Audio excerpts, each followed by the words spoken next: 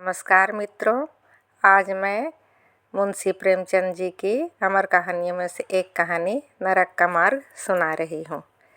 नरक का मार्ग।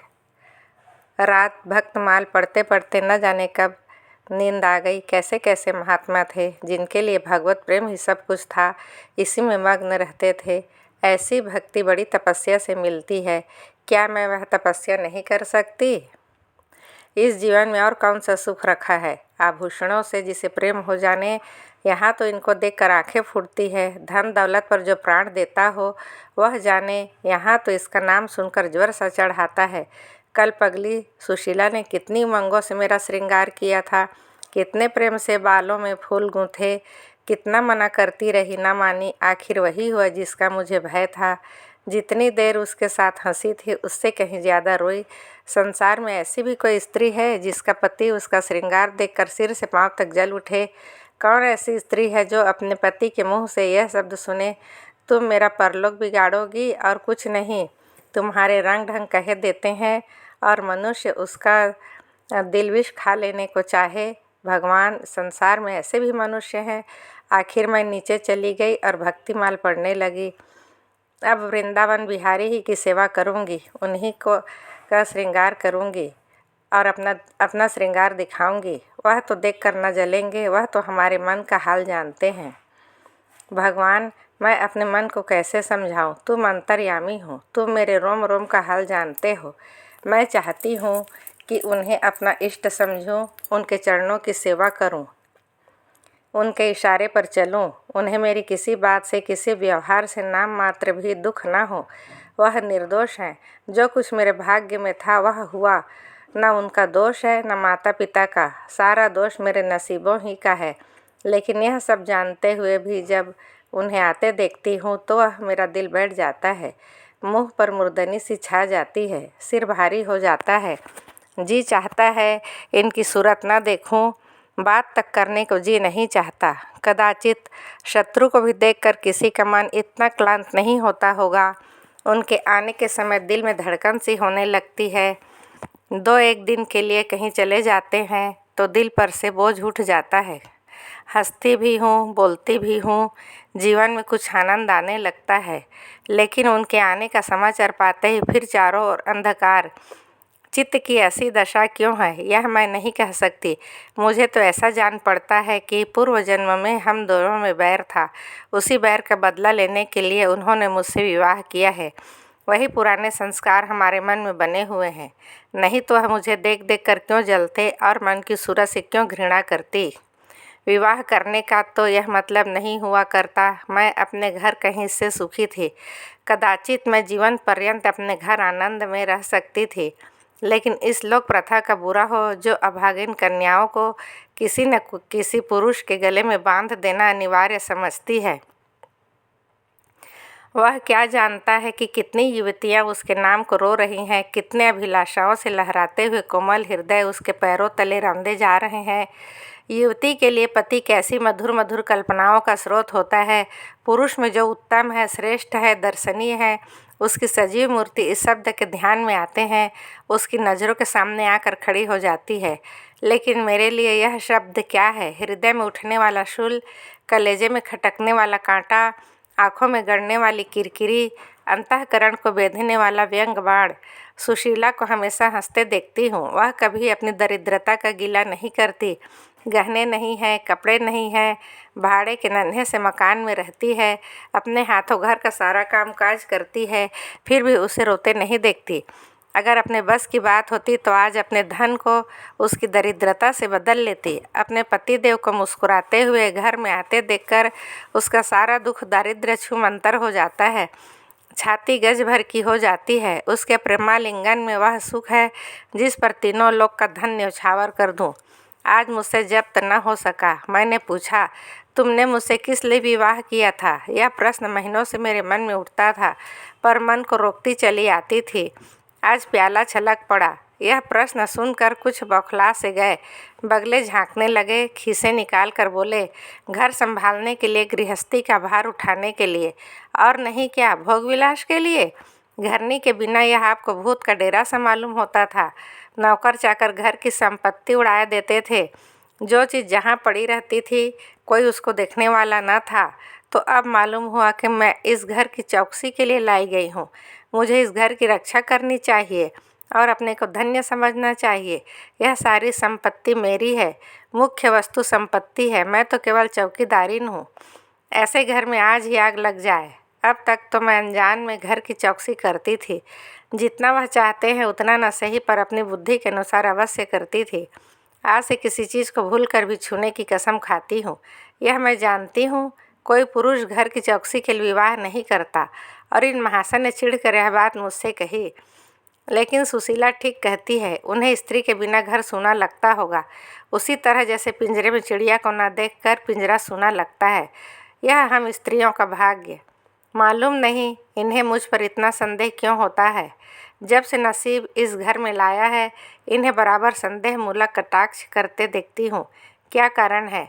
जरा बाल गुथवा कर बैठी और या होंठ चबाने लगे। कहीं जाती नहीं, कहीं आती नहीं, किसी से बोलती नहीं, फिर भी इतना संदेह। यह अपमान असह्य है। क्या मुझे अपने आबरू प्यारी नहीं? यह मुझे इतनी छिछोरी क्यों समझते हैं? इन्हें मुझ पर संदेह करते लज्जा भी नहीं आती? काना आदमी किसको हंसते देखता है तो समझता है लोग मुझी पर हंस रहे हैं। शायद इन्हें भी यही वहम हो गया है कि मैं इन्हें चिढ़ाती हूँ। अपने अधिकार के बाहर से बाहर कोई काम कर बैठने से कदाचित हमारे चित्त की यही वृत्ति हो जाती है। भिक्षुक राजा की गद्दी पर बैठकर चैन की नींद नहीं सो सकता, उसे अपने चारों तरफ शत्रु दिखाई देंगे। मैं समझती हूँ सभी शादी करने वाले बुढ़ों का यही हाल है। आज सुशीला के कहने से मैं ठाकुर जी की झांकी देखने जा रही थी।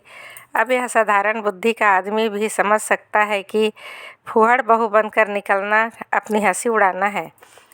लेकिन आप उसी वक्त न जाने किधर से टपक पड़े और मेरी ओर तिरस्कारपूर्ण नेत्रों से देखकर बोले, कहाँ की तैयारी है? मैंने कह दिया, जरा ठाकुर जी की झांकी देखने जाती हूँ। इतना सुनते ही त्योरियाँ चढ़ाकर बोले, तुम्हारे जाने की कुछ ज़रूरत नहीं। जो अपने पति की सेवा नहीं कर सकती उसे देवताओं के दर्शन से पुण्य के बदले पाप होता है। मुझसे उड़ने चली हो? मैं औरतों की नस नस पहचानता हूँ। ऐसा क्रोध आया कि बस अब क्या कहूँ। उसी दम कपड़े बदल डाले और प्रण कर लिया कि अब कभी दर्शन करने नहीं जाऊँगी। इस अविश्वास का भी कुछ ठिकाना है? न जाने क्या सोचकर रुक गई। उनकी बात का जवाब तो यही था कि उसी क्षण घर से चल खड़ी हुई होती, फिर देखती मेरा क्या कर लेते। इन्हें मेरा उदास और विमल रहने पर आश्चर्य होता है। मुझे मन में कृतज्ञ समझते हैं। अपने समझ में उन्होंने मेरे से विवाह करके शायद मुझ पर एहसान किया है। इतनी बड़ी जायदाद और विशाल संपत्ति की स्वामिनी होकर मुझे फूले न समाना चाहिए। आठों पहर इनका यशगान करते रहना चाहिए था। मैं यह सब कुछ न करके उल्टे और मुंह लटकाए रहती हूँ। कभी कभी बेचारे पर दया आती है। यह नहीं समझते कि नारी जीवन में कोई ऐसी वस्तु भी है जिसे देखकर उसकी आंखों में स्वर्ग भी नरक तुल्य हो जाता है। 3 दिन से बीमार हैं। डॉक्टर कहते हैं बचने की कोई आशा नहीं, निमोनिया हो गया है। पर मुझे न जाने क्यों इनका गम नहीं है। मैं इतनी वज्र हृदय कभी न थी। न जाने वह मेरी कोमलता कहाँ चली गई। किसी बीमार की सूरत देखकर मेरा हृदय करुणा से चंचल हो जाता था। मैं किसी का रोना नहीं सुन सकती थी। वही मैं हूँ। आज 3 दिन से उन्हें बगल के कमरे में पड़े कराहते सुनती हूँ और एक बार भी उन्हें देखने न गई। आँखों में आंसू का जिक्र ही क्या। मुझे ऐसा मालूम होता है इनसे मेरा कोई नाता ही नहीं। मुझे चाहे कोई पिशाचनी कहे चाहे उल्टा, पर मुझे तो यह कहने में लेश मात्र भी संकोच नहीं है कि इनकी बीमारी से मुझे एक प्रकार का ईर्ष्यामय आनंद आ रहा है। इन्होंने मुझे यहाँ कारावास दे रखा था। मैं इस विवाह का पवित्र नाम नहीं देना चाहती, यह कारावास ही है। मैं इतनी उदार नहीं हूँ कि जिसने मुझे कैद में डाल रखा हो उसकी पूजा करूँ, जो मुझे लात से मारे उसके पैरों को चूमूँ। मुझे तो मालूम हो रहा था ईश्वर इन्हें इस पाप का दंड दे रहे हैं। मैं निसंकोच होकर कहती हूँ कि मेरा इनसे विवाह नहीं हुआ है।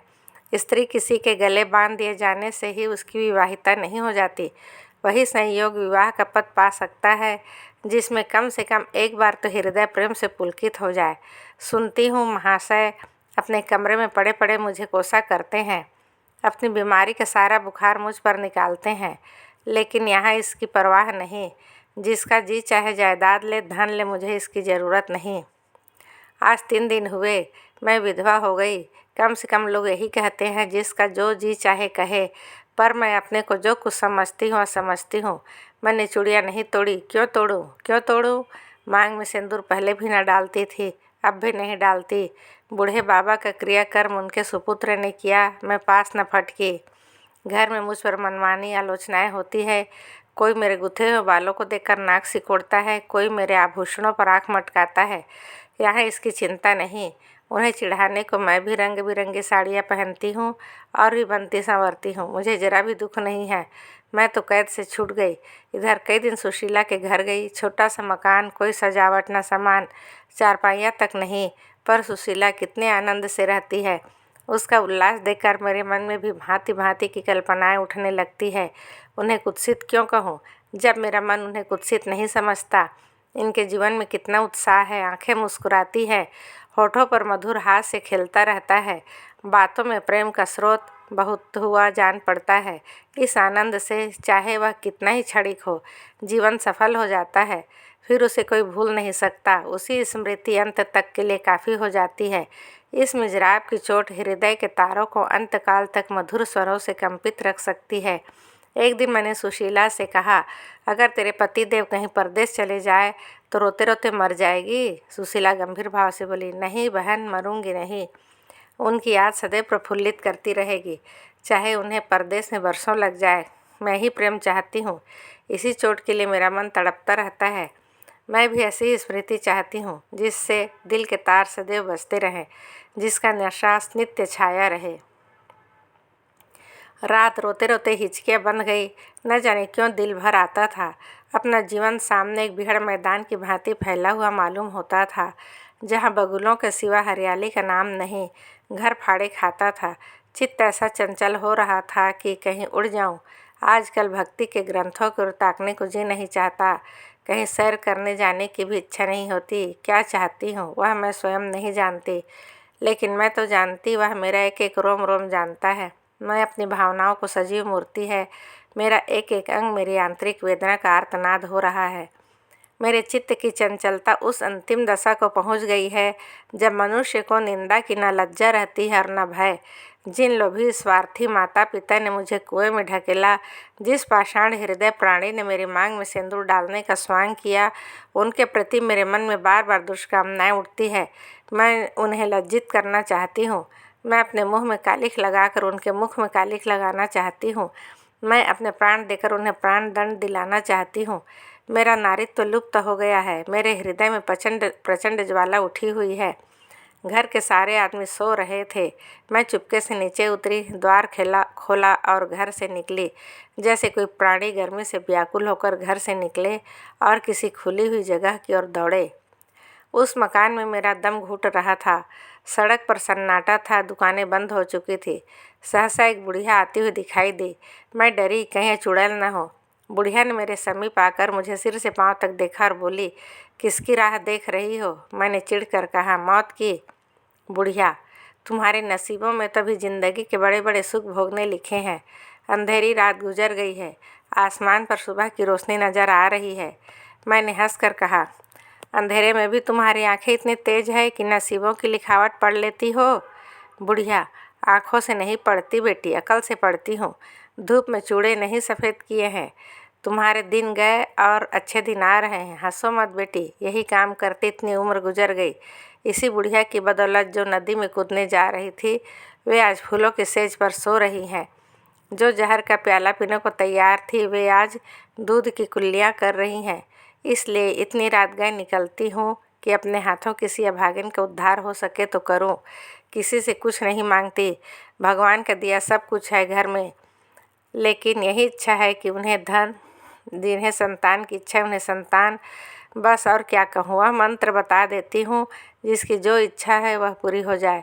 मैंने कहा, मुझे न धन चाहिए न संतान।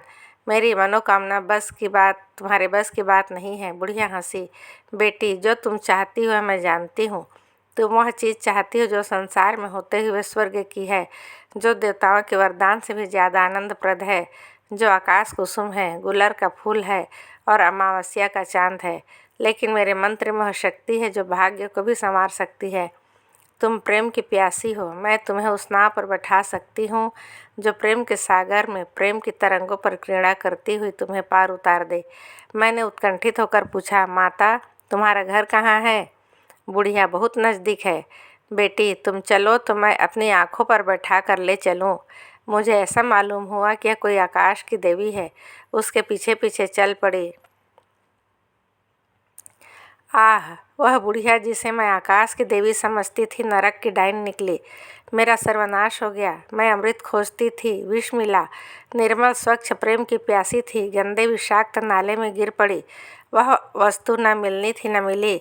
मैं सुशीला का सा सुख चाहती थी, उल्टाओं की विषय वासना नहीं। लेकिन जीवन पथ में एक बार उल्टी राह चलकर फिर सीधे मार्ग पर आना कठिन है। लेकिन मेरे अधःपतन का अपराध मेरे सिर नहीं है, मेरे माता पिता और उस बूढ़े पर है जो मेरा स्वामी बनना चाहता था। मैं यह पंक्तियाँ न लिखती, लेकिन इस विचार से लिख रही हूँ कि मेरी आत्मकथा पढ़कर लोगों की आंखें खुले। मैं फिर कहती हूँ कि अब भी अपनी बालिकाओं के लिए मत देखो धन, मत देखो जायदाद, मत देखो कुलीनता, केवल वर देखो। अगर उसके लिए जोड़ा का वर नहीं पा सकते तो लड़की को कुंवारी रख छोड़ो, जहर देकर मार डालो, गला घोंट डालो, पर किसी बूढ़े खुसट से मत ब्याहो। स्त्री सब कुछ सह सकती है, दारुण से दारुण दुख, बड़े से बड़ा संकट। अगर नहीं सह सकती तो अपने यौवन काल की उमंगों का कुचला जाना। रही मैं, मेरे लिए अब इस जीवन में कोई आशा नहीं। इस अधम दशा को भी उस दशा से न बदलूंगी जिससे निकल कर आई हूँ। अलविदा मित्रों, अगली कहानी में फिर मिलते हैं।